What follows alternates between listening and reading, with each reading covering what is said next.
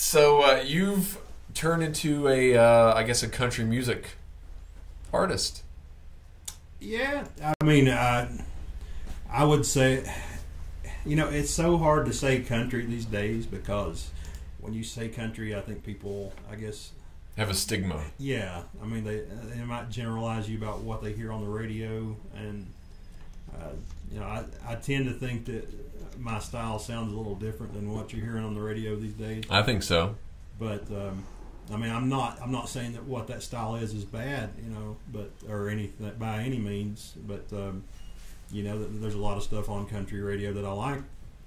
But I don't know.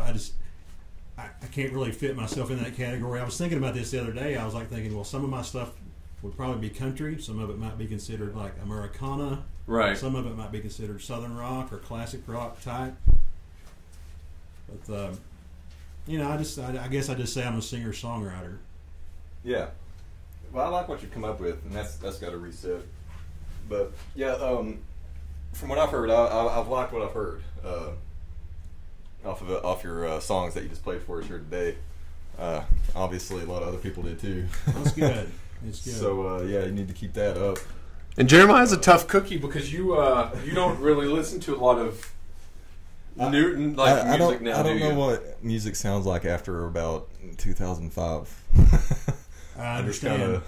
I saw something the other day that it said, I don't know, it was like some kind of research study that came out that said older music is actually higher in sales than any other type of music. Like music from the 80s and the 70s. That doesn't really surprise me, to be honest with you. Because there's only a few types of music now that I really listen to. Like, I'm not really big into the newer country. I like 90s country better, to be honest with you. Right. I have the 90s country set in on XM and listen to that, but a lot of newer country, I don't really know as much.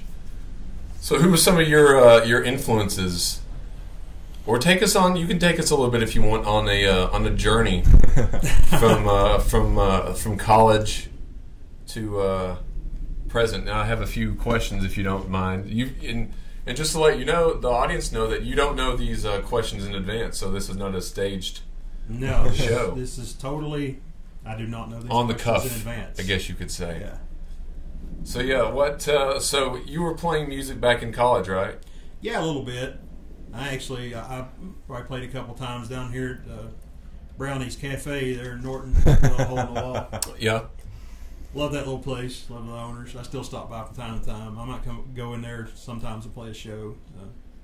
I just I really didn't start really taking off with it until after college. Mm-hmm. So, as I just the guitar, I just found out it's my therapist. Right. I mean, I got my first guitar when I was 15. I was a late bloomer, late start. But, most people, the prodigies that you hear is like, well, I got my first guitar when I was like 7 or 8. Mm-hmm. I'm like, well, it was a little bit later for me. I had to get 2 B's in geometry for that guitar for my mom to get that for me. And oh, wow. God bless her. I love her. She actually bought it for me, and I got 2 B's. I mean, that to me that was the equivalent of climbing Mount Everest, right? Because I'm one of those right-sided brain guys. Math deficient. The maths are difficult. Yeah, algebra, calculus, whatever. I just can't do it. So what direction, when you were deciding that, was there a certain direction that you wanted to go with musically, or did you just go the direction, were you influenced on things you were listening to? Because I know when I used to write songs, I would go into different modes of, okay, I'm into this band for this period of time. Like I would sometimes listen. Whoops. Yeah. And that happened. All right. Somebody was saying he is great and has a great voice. Oh, well, tell them thank you. So, Jessica, thank you for that. Check out Dan on iTunes and Spotify also. But, yeah, was there, I mean, what kind of pulled you? Was it, the music you listened to as you were growing up, or what you were listening to at the time? I've got, tons of influences growing up, and it's just hard to, narrow it down. I mean, because,